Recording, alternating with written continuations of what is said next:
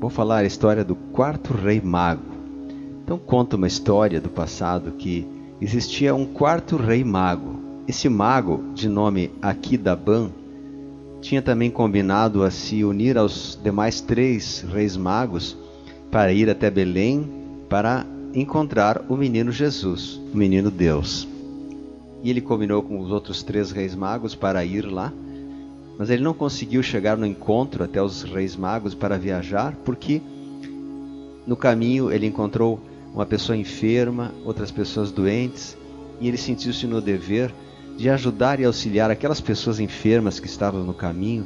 Ele ajudou, auxiliou, colocou-os na hospedaria, tratou as suas feridas e depois seguiu o caminho em direção ao encontro dos reis para ir até Belém. Ao chegar numa próxima cidade também, Aquidaban perguntou sobre os reis magos se tinham já passado, e eles disseram que sim. E assim esse quarto rei mago foi correndo atrás para encontrar os demais 3 reis magos para irem em direção a Jesus. Mas ele sempre chegava atrasado ao encontro dos demais reis, porque ele encontrava pessoas enfermas no caminho, desamparados, e pessoas necessitando da sua ajuda. E com isso ele atrasou-se a sua viagem e não conseguiu encontrar os reis magos. Depois de muito tempo, ele conseguiu chegar até Belém e pediu pelos reis magos e pelo menino Jesus, e todos lhe disseram que eles já tinham partido e que o menino Jesus não estava mais na manjedoura. E assim esse mago continuou procurando Jesus em todos os caminhos, mas ele sempre chegava atrasado, porque em todos os lugares onde passava, ele socorria as pessoas, ele atendia os doentes, e com isso o tempo passou. E esse rei mago então passou 30 anos peregrinando, procurando Jesus em todos os caminhos, pelo Egito, pela Galileia, e onde ele passava sempre fazia o seu trabalho de ajuda, mas ele nunca conseguiu chegar até Jesus. E aí, num dos últimos dias, disseram que Jesus estava sendo crucificado, e ele correu para a colina para encontrar então Jesus, pelo menos pela última vez, mas já era tarde demais e o menino já estava na cruz. O rei mago então, muito triste, pois havia comprado pérolas para presentear Jesus e precisou vender quase todas as pérolas para ajudar quem estava no caminho, sofrendo e enfermos. E sobrou apenas uma, e o Senhor já estava morto. E ele pensou assim com ele mesmo: falhei na missão da minha vida. Falhei em buscar o menino Deus por toda a minha vida. Não encontrei Jesus. E nesse momento uma voz lhe disse: ao contrário do que tu pensas, tu me encontraste durante toda a tua vida. Eu estava nu e tu me vestiste. Eu tive fome e me deste o que comer.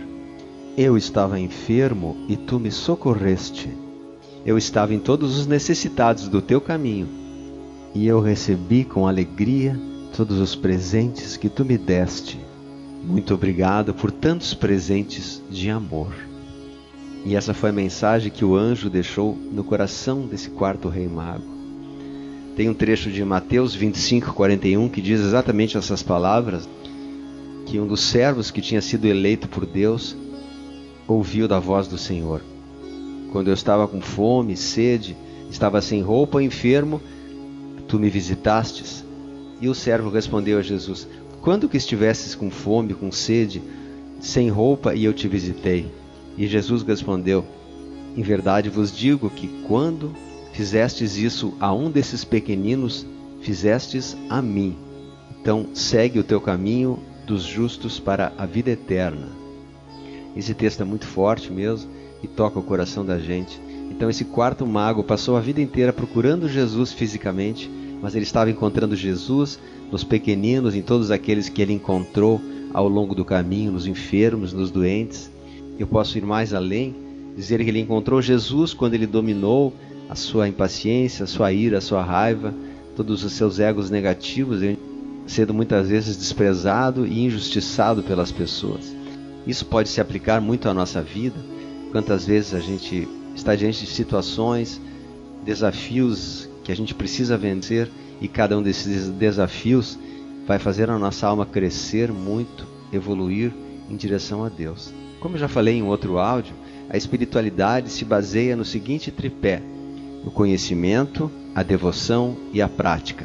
Conhecimento é aquilo que a gente precisa para aprender e saber os detalhes de como funciona. A devoção a Deus é a entrega, é o serviço, é as orações, são os decretos, são as práticas espirituais.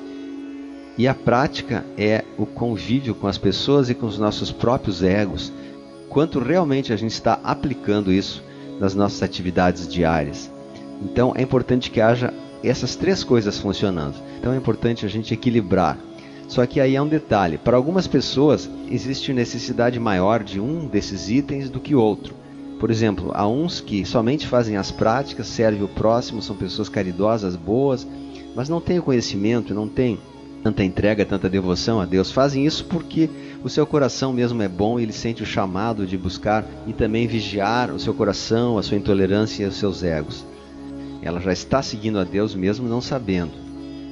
E outros que têm muito conhecimento, têm muita devoção, mas que não estão vigiando os seus egos, estão cheios de ira, de mágoa, de ódio, de raiva no coração, têm que refletir um pouco até buscar essas virtudes dentro do seu coração também. Devemos pensar muito na nossa chama trina, das pétalas amarela, rosa e azul, da determinação, do amor e da sabedoria, e pedir que Deus equilibre as nossas pétalas de cada uma dessas virtudes no coração. Mas que a gente possa também, diferente do quarto mago, encontrar Jesus física e espiritualmente nas nossas devoções, nas nossas orações, nos ensinos que a gente aprende. É uma maneira da gente encontrar a espiritualidade, a busca a Deus. Em 1 Coríntios 13, fala que a maior das virtudes é a prática do amor, é a prática do bem, é a verdadeira comunhão com Deus. Então vamos sempre lembrar de alimentar no nosso coração as boas virtudes do amor, da devoção, do serviço, da caridade, das bênçãos a Deus, e juntamente com os trabalhos que já fizemos. Aí nós estaremos com o nosso tripé, todo ele voltado para o alto. Os mestres falam que a prática do bem, das orações, decretos, elas têm uma abrangência tão grande que elas possibilitam que seja irradiada uma energia de luz para toda a humanidade. Então, quando estamos fazendo orações, mais pessoas até se beneficiam. A gente nem sempre precisa ir fisicamente e dar uma caridade, algo assim, embora isso seja importante também. Quando nós fizemos nossas práticas diárias de devoção a Deus, a gente está de alguma maneira fazendo uma grande caridade, talvez muito maior mesmo. Mas não vamos ficar só com isso. É importante também a gente manifestar no mundo prático que nós temos a transformação do coração, a observância interior e a reforma de nossos egos, a reforma interior, para que cada vez mais a gente esteja próximo de Deus. Que Jesus possa ser encontrado dentro do coração de cada um de nós, nas ações do dia a dia. Muito obrigado.